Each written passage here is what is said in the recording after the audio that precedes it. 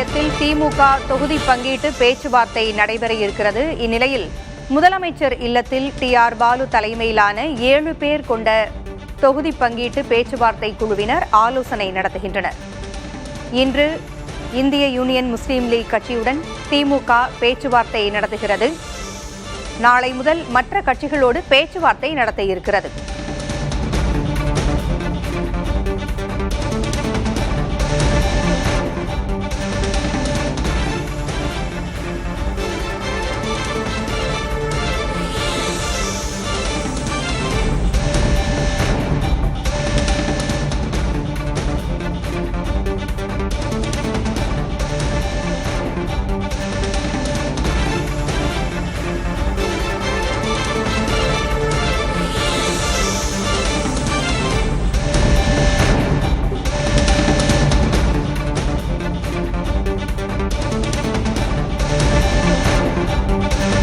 சற்று நேரத்தில் அண்ணா அறிவாலயத்தில் தொகுதி பங்கீட்டு பேச்சுவார்த்தையை திமுக நடத்த இருக்கிறது. இந்திய யூனியன் முஸ்லீம் லீக் கட்சி முதல் கட்சியாக பேச்சுவார்த்தைக்கு அழைக்கப்பட்டிருக்கக்கூடிய சூழலில் முதலமைச்சர் மு.க.ஸ்டாலினை அவரது இல்லத்தில் சந்தித்து டி.ஆர். பாலு தலைமையிலான 7 பேர் கொண்ட தொகுதி பங்கீட்டு பேச்சுவார்த்தை குழு ஆலோசனை நடத்துகிறது.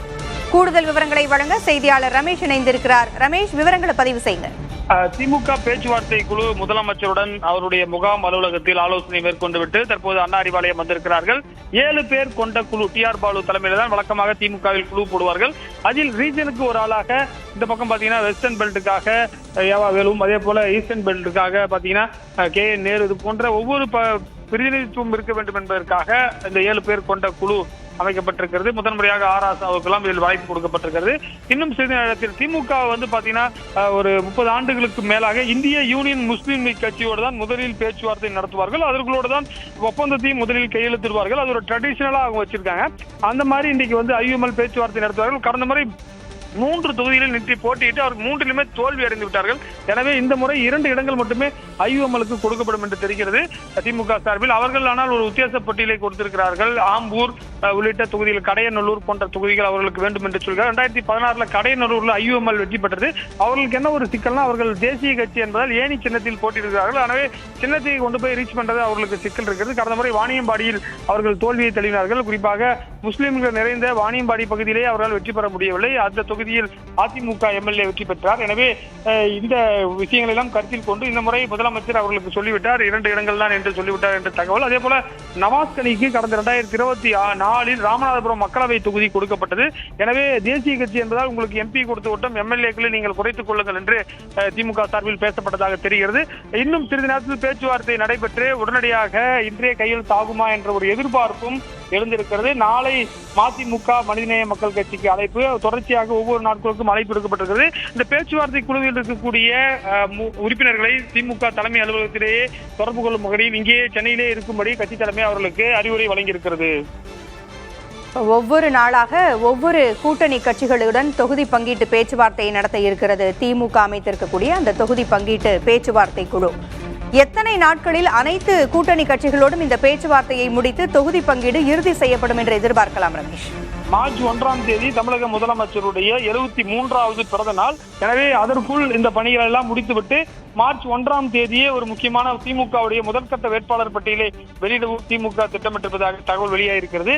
என்று சொன்னால் மார்ச் 2வது வாரத்தில் தேர்தல் தேதி அறிவிக்கப்பட்டுவிட்டால் பணிகள் அதிகமாகிவிடும். எனவே மார்ச் 1 வாரத்திலேயே ஒரு முக்கியமான விஷயத்தை திமுக கொண்டு வரும் என்று தெரிகிறது. ஏனென்று சொன்னால் திமுகவுடைய தலைவராக இருக்கக்கூடிய ஸ்டாலினுடைய முக்கியமான பிறந்த நாள் வருகிறது இந்த தேர்தல் ஆண்டோடைய ஒட்டி. அது மட்டும் இல்லாமல் 175 இடங்களில் திமுக நிற்க வேண்டும் என்ற ஒரு எதிர்பார்ப்பும் அவர்கள் இருக்கிறது. என்று சொன்னால் கடந்த முறை அளவுக்கு நின்றால்தான் அதிக இடங்களில் வெற்றி பெற முடியும், அப்போதுதான் அவர்கள் ஆட்சி அமைக்க முடியும் என்று ஒரு அவர்கள் தரப்பில் கணக்குகளை போடுகிறார்கள். இருந்தாலும் எதிரணியினரும் பலமாக தற்போது கூட்டணி அமைத்து போட்டியிட வருகிறார்கள். எனவே இதையெல்லாம் நம்ம பொறுத்திருந்தான் பார்க்க வேண்டும். பொறுத்தவரை திமுகவை பொறுத்தவரை இந்த 6-7 நாட்கள் ரொம்ப பிஸியான நாட்களாக வைத்திருக்கிறார்கள். ஆல்ரெடி பாத்தீங்கன்னா திரைமறைவாகவே ஒரு சில பேச்சுவார்த்தை என்பது மூத்த அமைச்சர்கள் அங்காங்கே தனியார் விடுதிகளிலும் அவர் அமைச்சர்களுடைய இல்லத்திலும் பேச்சுவார்த்தை நடத்தியிருக்கிறார்கள் என்று தெரிகிறது.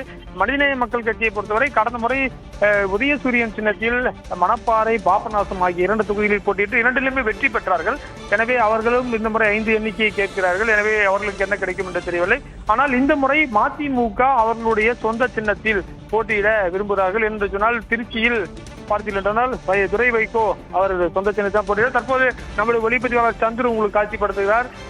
அபுபக்கர் உள்ளிட்ட IUML குழுவினர் உள்ளே வரக்கூடிய காட்சிகள். காதர் மொய்தீன் பேராசிரியர் அவர்தான் தேசிய தலைவராக இருக்கிறார் இந்திய யூனியன் முஸ்லீம் லீக் கட்சிக்கு, அவர் வந்து கொண்டிருக்கிறார். அதே போல அபுபக்கர் உள்ளிட்ட குழுவினரை திமுக நிர்வாகிகள் வாசலுக்கு, பூச்சி முருகன் உள்ளிட்ட நிர்வாகிகள் வாசலுக்கு வந்து அழைத்து செல்கிறார்கள். இந்த பேச்சுவார்த்தை என்பது கிட்டத்தட்ட 1 மணி நேரம் நடைபெறும் என்று தெரிகிறது.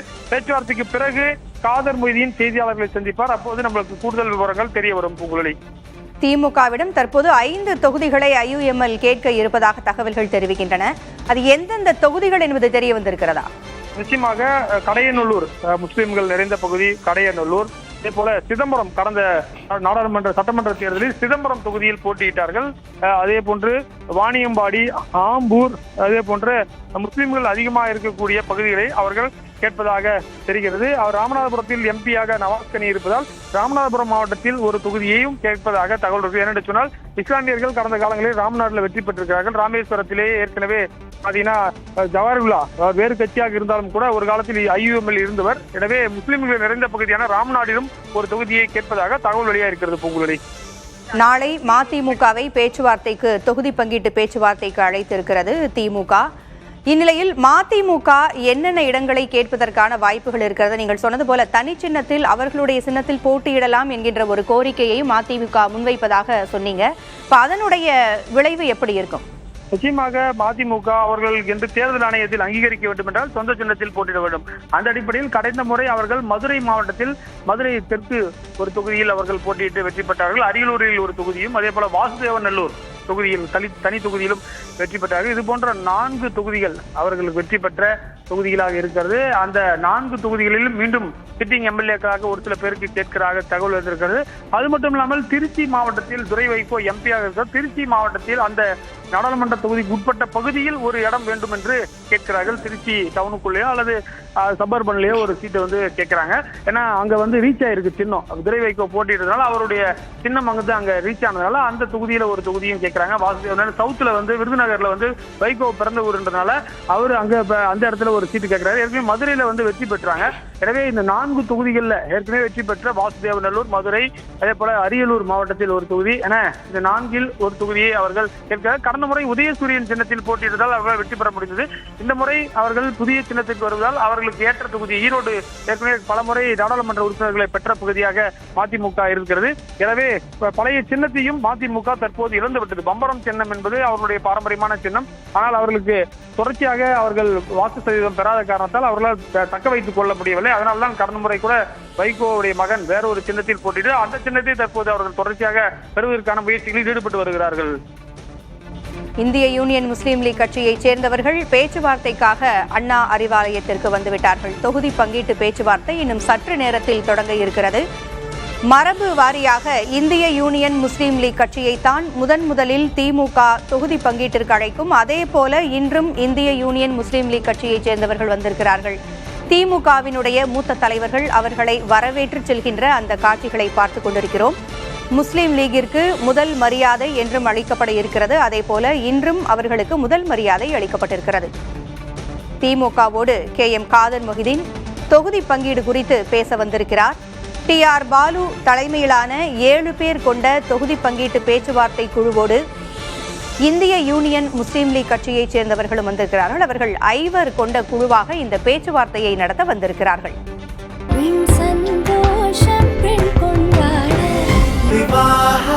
மணப்பெண்ணின் பிரத்யேகமான திருமணம் விவாஹா தி சென்னை சில்க்ஸ்.